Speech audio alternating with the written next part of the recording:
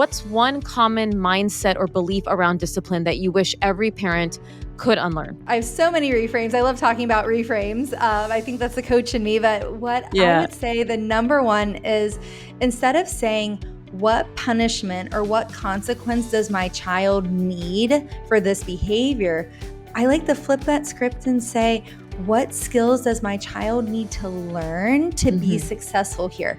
Because when we shift that language, now we're curious. We go from feeling like this, we have to try to get them back under control, to, okay, I'm curious.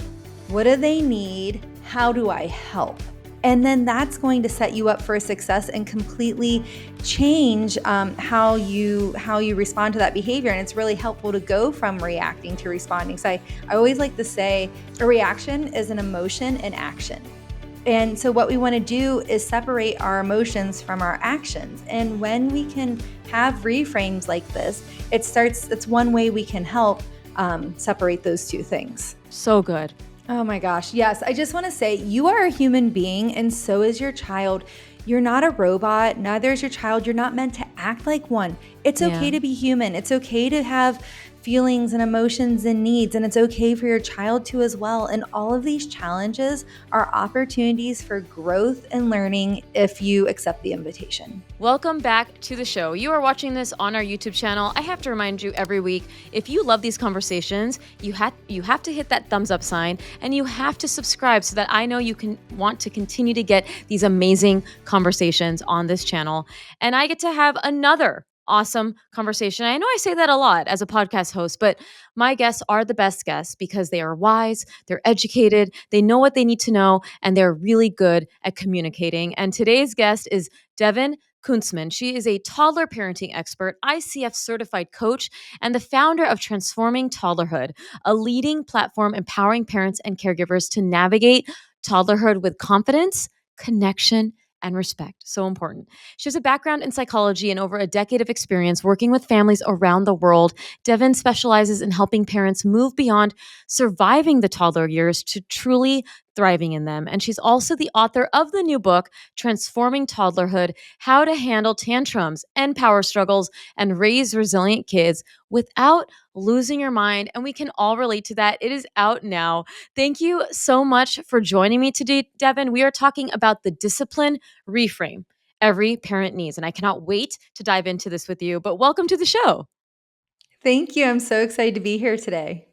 Well, I'm so excited to finally connect. I was looking at my whole Rolodex of past guests and I'm like, I have not had her on. I have worked with you on the amazing virtual conferences you do, and they have been such a great resource. And I'm so glad that we can have you on, especially as you're debuting this new book. And first and foremost, congratulations. I am in the process of writing my own book, and I know that process is very long. So kudos to you. Thank you. And we are talking about the discipline reframe every parent needs. And before we get into that, for anyone who's not familiar with who you are, what made you so passionate about this topic, especially writing this new book that's out now? Yeah. So toddlerhood is really such a challenging developmental period, but it's not terrible. And I really started this work to flip the script on toddlerhood so we could really stop saying that toddlerhood is so terrible, because in reality, toddlerhood is a critical developmental period that sets the foundation for the rest of your child's life. And if we look at it as something terrible that we just have to kind of like white knuckle and get through, then we miss a lot of opportunities for joy, a lot of opportunities for teaching and learning, and just a lot of opportunities to create connection with our kiddos. And I just really wanted to change the way that we relate to that. So when I started Transforming Toddlerhood in 2018, no one was talking about toddlers. And I was like, what is going on here? This is like such an important developmental period that is so challenging, and everyone's just skipping right over it. Yeah. So I said, things have to change. And that's how Transforming Toddlerhood started. 2018. So you were on the platform before the storm of content creators, right? Because I know Exactly. 2019 and 2020 was huge. Like, I actually started my platform in 2019. And at that point, I agree with you. There were not a lot of educators online in this space. And I was actually told by other people not in our niche, like, oh, no one's going to want to listen to education. And I'm like, well, F that. Like, I really believe it. Like, I'm going to join. And then I saw accounts like yours. I saw like Mommy Labor Nurse was another educator in like the education space. So kudos to you to starting this and building what you have. And I think your reframe is exactly what this world needs. As you know, I feel the same way. And I think so many of us were raised with that narrative and like we just kind of throw out that terminology, right? And it's not bad, but it's like, the terrible twos, the three-nager, and like the negativity around it. I don't mind the jokes. Like, I don't mind it feeling if it adds some levity, but you have to approach those periods with a little more understanding. And I know your book also focuses a lot on the development of the child. To start off, why is it so important to understand the toddler development brain before we talk about discipline? Oh gosh, it's everything. And I have a whole section of my book dedicated to this because we need to understand what's happening behind the behavior to truly understand and transform the behavior. So we're only looking at the behavior on the surface, Yeah. right? The hitting, the kicking, the screaming, all the things, then we can get super frustrated and start getting in our own stress response and reacting. And then really trying to manage these behaviors in ways that don't make us feel good as parents. And when we understand what's truly happening and creating that behavior, it completely changes. It just opens up a whole new door to what is possible when we're responding. And so understanding that toddlers have very developed brains, they're not mature yet is what I mean. They're not fully grown. They have all of the neurons, they're born with those, but the neural pathways and connections, that's what's happening in this stage at such a very, very rapid pace. And so, what happens there is we have this little being who's trying to become themselves for the very first time to really say like, oh, I'm a separate being from my parents and Yeah. caregivers, realizing, gosh, I have my own preferences, my own needs, and I need to tell you about them, but not really having the words for young toddlers to be able to do that. So it all comes out in these behaviors. And in these behaviors, we're learning about our child's temperament and their level of brain maturity. And they're communicating their basic needs, their sensory needs, their developmental needs, all of these things, feelings and emotions. This is all being communicated inside behavior. And when we understand that behavior is communication and we can get curious about what it's communicating, that is what opens the door to transforming the behaviors. Yes, Transforming Toddlerhood. What a great name already for obviously the platform as well. And the discipline reframe that every parent needs is exactly what we're talking about, which you described as teaching and don't not punishing. And so many of us were raised with punishment. So let's say fear-based timeouts, spanking, yelling, a lot of these sort of fearful tactics, right? And so for many of us, it can be wired into us. Why do you think so many parents still feel that punishment is the most effective approach when it comes to discipline? hmm Yeah. Well, I mean, a lot of times, just what's wired into us first, it's challenging to create Yeah. change, right, as adults. So we might just be doing what we experience as children, and we might just be doing it without thinking about it. Or maybe we're thinking about it and we're saying, gosh, this really isn't an alignment for me. I really don't want to do this, but it can be really challenging to create new habits. So we end up doing it anyways when we get stuck in a stress response. And so it's challenging. It's challenging to be a toddler and it's challenging to be a toddler parent. And I think Yeah. the biggest part of that really is the fact that toddlers challenge our sense of control. And notice I said like our sense of control, right? Because we think we're in control, but this control is an illusion, right? And when toddlers start having their own preferences and telling us, what they want and their agenda doesn't match our agenda, we can feel like we're losing control. And then we want to do what it takes to get it back. So then we're using tools that rely on blame, shame, guilt, judgment, and fear to try to create this compliance and get back on top, get back into control. But Yeah. really, we can't control another human being, but we get stuck in that loop. And then it's hard to get out of that loop. Oh, absolutely. And I think that's one of the barriers that parents feel and why they fall into these kind of traps that me and you both see. This sort of fear and punishment rather than connection, and obviously this teaching. And so I want to talk about that teaching component, right? You say that discipline isn't about punishment, it's about teaching, which I completely agree. What exactly are we teaching, and how can that shape the way we respond to behavior, and maybe using an example that may be common for a parent? Yeah, absolutely. Well, when it comes to discipline in general, I always like to talk about the recipe for effective discipline. And teaching skills is one part of that. But for me, the recipe is really creating connection, setting limits and following through on them, and then teaching skills. And I think that we need to have all of that recipe present to get the outcome that we're looking for. And, what are we teaching? We're teaching those emotional regulation skills, impulse control skills, conflict resolution skills, relationship skills, problem solving skills, all of these skills that children need to learn to be successful in life. Because, really what we're doing is we're trying to work ourselves out of the job.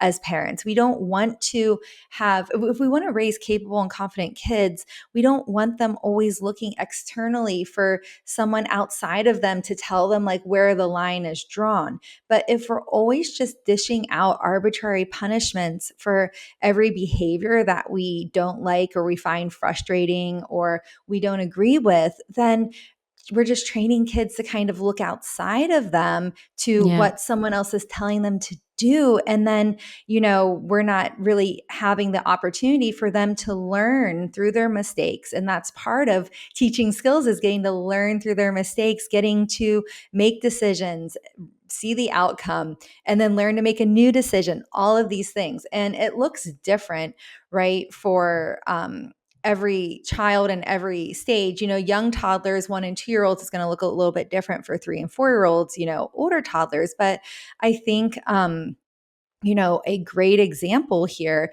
is thinking about, okay, we have a child who maybe is playing in the dog's water, right? Because toddlers love sensory play. They love to play in water. And so maybe they see the dog's water dish and they are in there splashing. You come over there and you're like, oh my gosh, like they're making a mess. There's water Yeah. everywhere. Like, Yeah. it's like this was not on the bingo card for this morning. We have 20 other things to do. Right. So it's really easy to react and be like, stop doing that. That's bad. Go and time out, something like this. When really what we want to do is teach kids a better way, right? And in this case, we might want to teach our kids a way to get their needs met. So you might come up and say something like, hey, I see you're playing in the water and the dog's water stays in the bowl. That's setting the limit. I can't let you play in that water. If you want to play in water, where's a good place to play in water? Let's fill up the sink. Let's do some dishes together. Pull over a stool or a toddler tower. Get them in there washing some dishes, something like this. Or maybe it's time for a midday bath to kind of break up the monotony of the day, especially on a rainy day. I think doing a rainy Yeah. day bath is always a good plan whenever things start getting a little bit crazy. Get them in the bathtub. And so, right there, a child's learning like, I'm not bad because I had this developmental desire to experiment and explore. What they're learning is, oh, this is not the right place to do this. I can do this somewhere else. And so we're working together in partnership with our children to get their needs met within our boundaries. I love this. And I think it's so important to remember that these things are so valuable in the toddler years. And your principles are also going to be valuable as a child gets older. I mean, this is all how we communicate with children. Like I have a 5.5 year old, almost 6 year old, and we went to a restaurant and he got like an adult cup, like of a Shirley Temple, and it was large, like it was very tall for his age. And I was like, you know what? Let him enjoy it. In my head, I was like, oh, this might tip over. But I didn't even say that it was going to tip over. I'm like, let him drink it. He's drinking it, half of it goes, and then he spills it, right? He tips it over because the straw is a little tall. And we've gone through mistakes and spills in our house, right? And he got up, it spilled all over his shirt. And he's very sensory averse. So he doesn't like liquids on his shirts and shorts. He wanted to change. We walked him through it. The alternative would have been, which a lot of parents may have experienced, our peers, is you had to be careful. I told you a million times, like, if you were not careful, then you were going to spill this. And now look at what you did. We literally just said, yep, it fell. we have to clean it. But a natural, basically a consequence that just made sense for us, not like as to be mean, was that was it. We're not gonna get another Shirley Temple, right? He finished half of it, it fell, and it wasn't anything like a punishment, but it was more like, you know what, we can have water now. Maybe it's best to have some water, and the next time we come to dinner, we'll not have, the Shirley Temple, but not to reinforce that like we make mistakes, we can just clean it right up and everything goes back to normal all the time. That hey, we made a mistake, it happened. Not mad at you about the mistake, but now let's just have some water instead. And these are the little small skills that we keep building. And so I think when parents hear like, oh, well, I'm not going to teach my kid if I just, let them do. There's a difference between, yes, you have some boundaries here. You just said it perfectly. Like you're showing your child the boundary there. They're not allowed to get in the water. You're teaching them what they can do. And this kind of behavior will be something as you get older, right? To be cautious with spills, to be whatever they're doing. And I think it's so important to remember that you can have loving boundaries, but not be threatening and not be filling it with punishment. And I think parents have a hard line of figuring out what is a punishment, what is a consequence, what is normal in that situation. I'm wondering if you see that same thing in your work. Yes, absolutely. Oh my gosh, I love talking about consequences. Yes. And Yeah. but one thing I want to say is that I love this example. Same things happened to me with my little one at a restaurant. And one thing that's I think it's important to say is that kids learn best through experience. Honestly, we Yes. all do. When we learn through experience, we somehow we get it more imprinted in our brain, right? Because Yes. we're going through it versus someone just telling us something. And so, yes, it would be more convenient for us parents if we could just say something and then it just always kids did it, it all worked out that way. Yes. And so I recognize that having kids learn through experience, just like in this example that you gave, the example I gave, is more inconvenient for the adult, but kids are going to learn way more when we allow them to learn through experience. And that brings me to like this idea of consequences, because I Hmm. always, yes, I get this question all the time. Well, what consequence do I give this behavior? Yeah. And so, first thing I want to say is we want to come back to the recipe for effective discipline. We want to create connection. We want to set limits and help our child follow through on them. And we want to teach skills. But when it comes to consequences, there's three types of consequences. There are, natural consequences. There are logical consequences, and then there's arbitrary consequences. And the natural consequences is what we're talking about, where the child learns through experience. The adult Yeah. is not intervening here. They just have an experience, they learn, and then they learn something from that, and then they take that with them. Logical consequence is a consequence that makes sense for the situation. So say your child is playing in like a sensory bin at home. We've been doing a lot of that lately at our house. And so say your child's like throwing the rainbow rice out of the sensory bin, and you say, "Oh, the rice stays in the bin." They keep doing it, and you come over again and you're connected and you put a hand on their shoulder and you're down on their level and you say something like, "You're having so much fun playing and the rice needs to stay in the bin."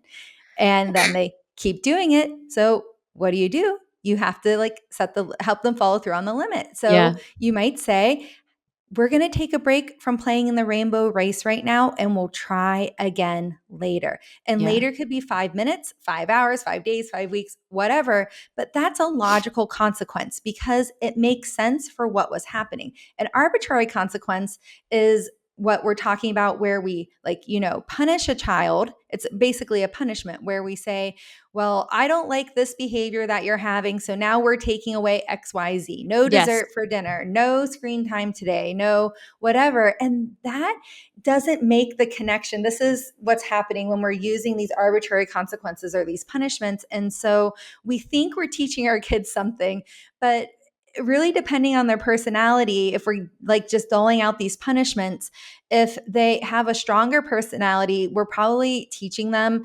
to just get better at hiding the behavior so they don't get in trouble, right? So we might be prompting kids to like hide what they're doing and lie about it. Or if you have like a child who is more docile in temperament, then what we might be teaching is people pleasing, and for the child to, they're fearful and they're complying just to make sure sure that they keep that feeling of like love and acceptance from the parent and pushing their needs to the side. And so giving out these arbitrary punishments or these arbitrary consequences don't really teach what we think they are in the moment. Yeah, and I think it goes back to what we were saying about like it tends to be more obviously arbitrary usually is more reactive than responsive, right? It's from Yep. our own frustration of, well, I need to freaking end this and I'm just going to threaten. And I did that once to my son and it felt so off for me because that's not what I usually do, but I was so at my limit and I actually have I wrote a post about that because it was so I did it and my brain knows that this is not going to go anywhere and it was like almost like a test of like, oh, yeah, it went nowhere. It went nowhere. There was more yelling, there was more screaming. What we needed in that moment was what I was not doing, which was connection, which was I need to understand the why, right? Like what we talk about with toddlers and what is the core of this sort of behavior that led me to make this arbitrary consequence that had nothing to do with what was going on. And so I love that. Thank you for laying that out. I also do love talking about consequences and discipline because I think so many parents don't understand how they're so connected and how they matter so much and how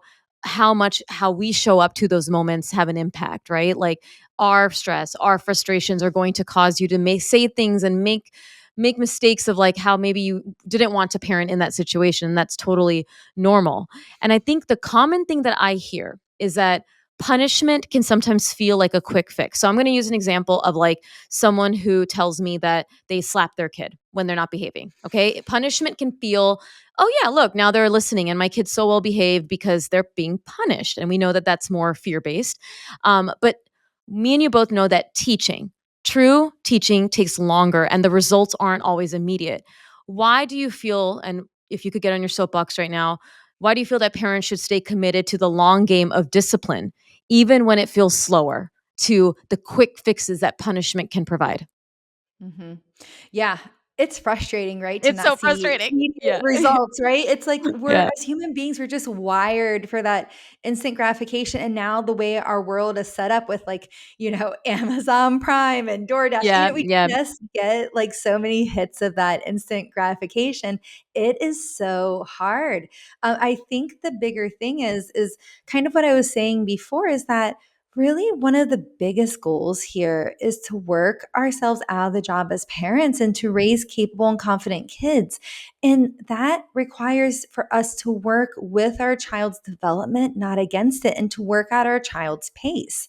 And just because we're not getting the results we want doesn't mean that we're not doing a good job. Like we have to take our child's development into account and make sure that we're setting realistic expectations. And honestly, a lot of parents of like 2 and 3 year olds have very unrealistic expectations about what their child is capable of. I always say Yeah. that we tend to overestimate our child's emotional skills and capabilities, but maybe underestimate their physical skills and capabilities. So that might mean we do things for our kids that they are capable of doing themselves. Like maybe we get them dressed because it's faster. And not that that's bad or wrong, right? But there might be opportunities for us to slow down some days when there's that space and, teach our kids those skills to put on their own clothes or to make their bed or things like that. But then we might expect kids to be able to stop themselves from having a tantrum when they feel frustrated or disappointed. And they're just actually not capable of doing that, even though we wish they were. And so I tend to find that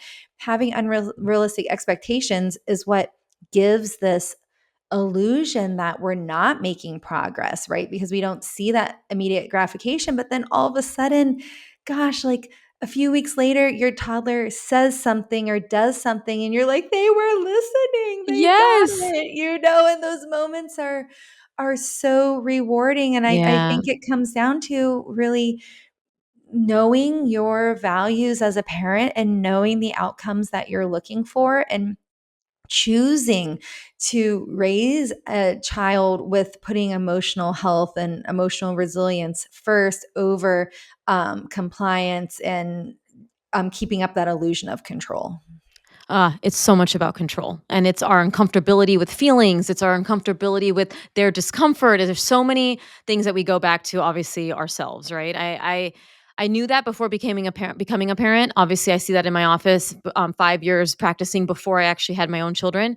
And then when I actually had my son, I was like, this is it. This is that feeling that comes over you. This is the past childhood experiences for yourself that come in, and you're like, this is how I was parented. And I want to kind of revert back to that sometimes. I've been very vocal about that sort of, that reversion that I have of like, okay, now I gotta, something comes over you and you want to do as you learn, but you want to undo that behavior as well. And I think, it is so hard in the moment when a child is melting down or defiant. It's hard not to react, but actually respond. So what would be your tip for that person, that parent, to pause and shift from managing behavior to actually guiding it and teaching it when they're struggling with that sort of aggravation that's building up?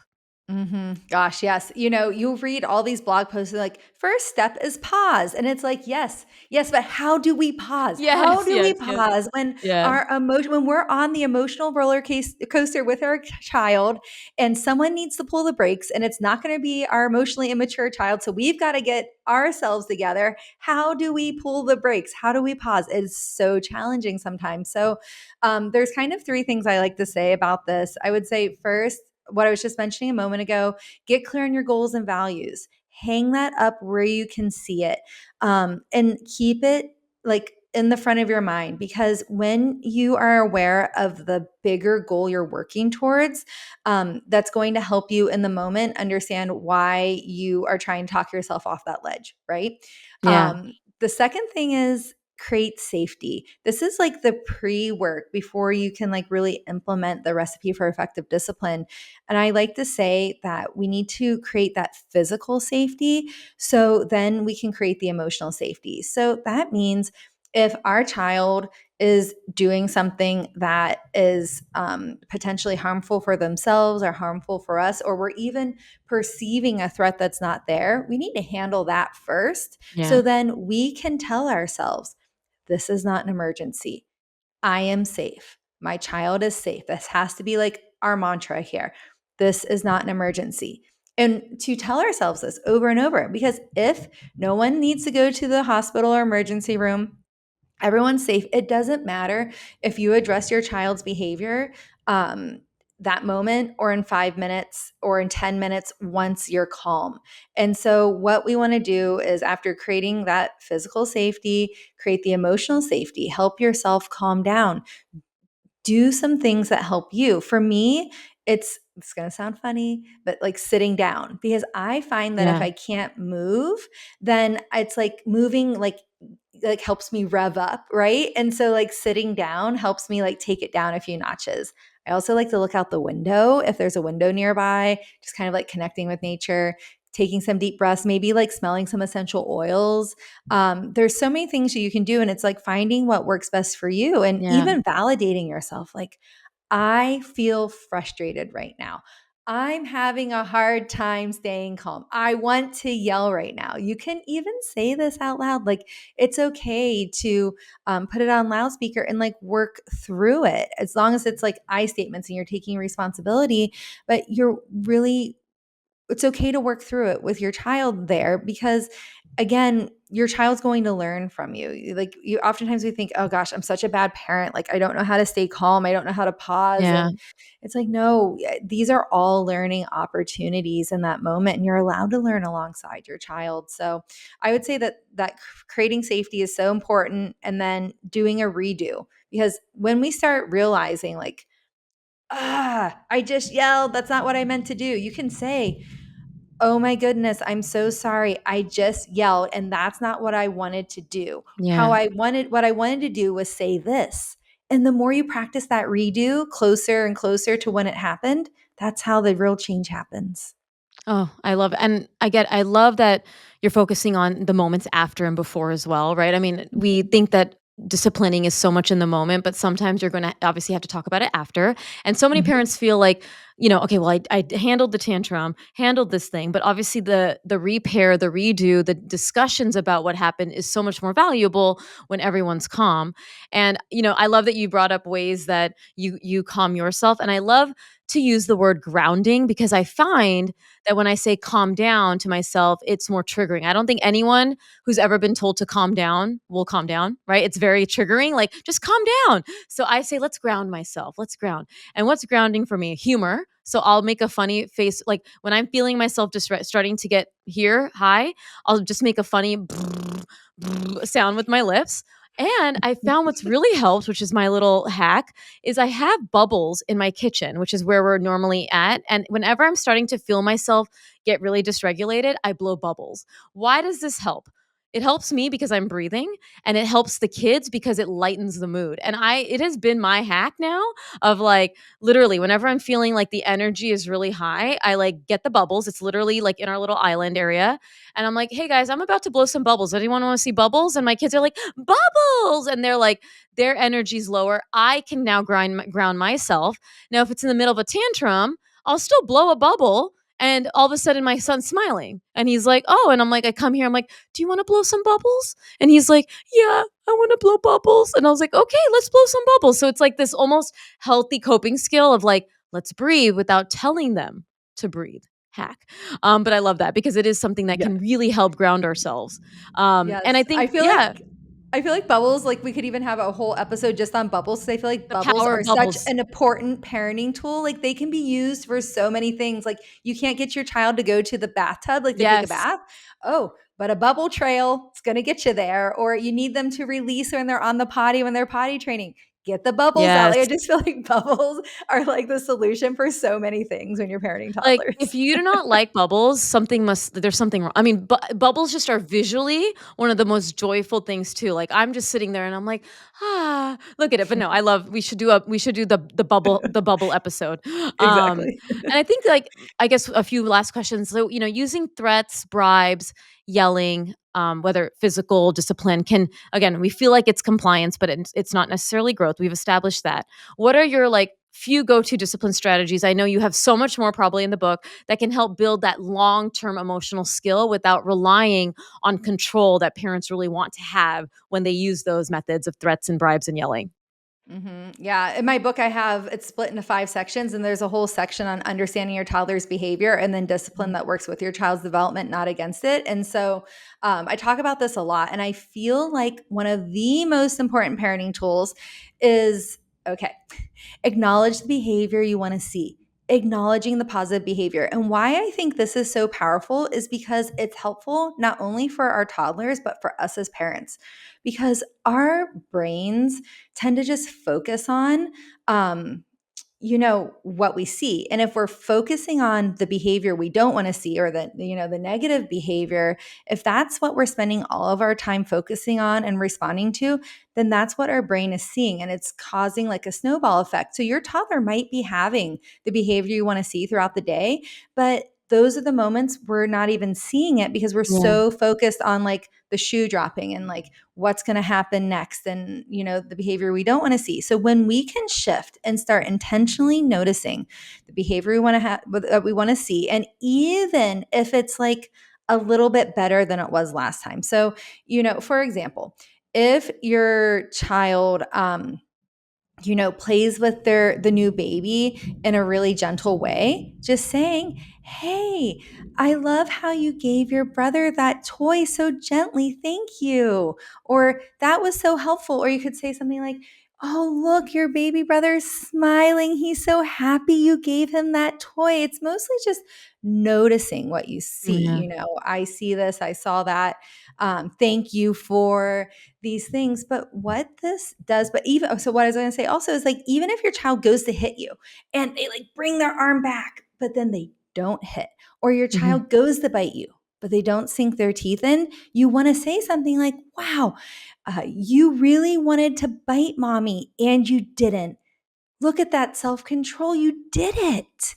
These things are going to help our children want to have more of that behavior, because our children, more than anything, are fearful of losing our unconditional love and acceptance. And so when we give them positive attention for the behavior we want to see, they're going to be more likely to have it. And we're training our brains at the same time to see it. So it's like a double win. I love that example. It's so true. And again, when we talked about that parents forget that it's the moments outside of the anger. I mean, you brought up a beautiful moment when they stop in the middle of it, but like bringing the attention to the behavior that you want. It seems so obvious for us, and I know so many parents struggle with it, but it's like they it, I often talk about like how small children are very similar to puppies. Like when you're training a puppy, right? I'm not saying that they have the same brain level. Okay, let's be clear. But like same thing. Like if your dog were to pee in the floor, you're not going to yell at that dog, "Why'd you pee on the floor?" Right? Or doing like hit the dog. You're going to, when they do pee where they're supposed to pee, "Great job, Shiloh. You peed into the grass." Like that's literally an example. Or like the positive reinforcement, right? Every human being, every dog, like they like that in positive reinforcement that sticks. That's more sticky than hitting someone or yelling or bribing. And I think that's so valuable. You have had so many amazing pearls. I'm not surprised because of course I love your work and I love what you do for toddler parents and like again reframing how we look at discipline. What's one common mindset or belief around discipline that you wish every parent could unlearn? Oh gosh. Well, I have so many reframes. I love talking about reframes. I think that's the coach in me. But what I Yeah. would say the number one is instead of saying, what punishment or what consequence does my child need for this behavior? I like to flip that script and say, what skills does my child need to learn to be Hmm. successful here? Because when we shift that language, now we're curious. We go from like, Yeah. feeling like this we have to try to get them back under control to okay, I'm curious, what do they need, how do I help? And then that's going to set you up for success and completely change how you respond to that behavior. And it's really helpful to go from reacting to responding. So I always like to say an emotion, a reaction is an emotion in action. And so, what we want to do is separate our emotions from our actions. And when we can have reframes like this, it's one way we can help separate those two things. Devon, thank you so much. So good. Like that was I was like, I always like to end this with something positive and like uplifting. And that was totally it. Is there anything else, an uplifting message that you'd like to leave our listeners with as they take all of this information and go forth in that parenting world? Oh my gosh. Yes. I just want to say you are a human being and so is your child. You're not a robot. Neither is your child. You're not meant to act like one. It's okay Yeah. to be human. It's okay to have feelings and emotions and needs. And it's okay for your child to as well. And all of these challenges are opportunities for growth and learning if you accept the invitation. I am so grateful for you joining me today. What a wealth of information. Where can people go to stay connected and get your new book and plug that? Because I would love this to get into the more hands of more people. Yeah, so this book is so amazing and so groundbreaking. You can find it on Amazon or on my website, and it is 45 mini chapters covering all the challenges that you might face in toddlerhood. So Love it's it. really written to be a comprehensive, easy to digest guide just to be your friend and your companion when you're stuck in the trenches of toddlerhood. And a really great place to connect with me on a daily basis is over on Instagram at Transforming Toddlerhood or transformingtoddlerhood.com. And I will be linking all of that to our captions and show notes so that you all have it because it's important to get the resources you need and really, again, reframe how you approach this parenting journey, especially with our youngest, because sometimes we forget that it's the foundation of how we're going to show up for the rest of their lives. Thank you Yeah. so much, Devon, for joining me today. Thank you. And for everyone tuning in, you must have enjoyed that conversation because you got so many amazing pearls. Like I said, you have to hit that thumbs up sign. You have to subscribe. And the most important thing, share this episode with someone that you love, with someone that you feel may find use out of this conversation. And I cannot wait to chat with another guest next time on the show.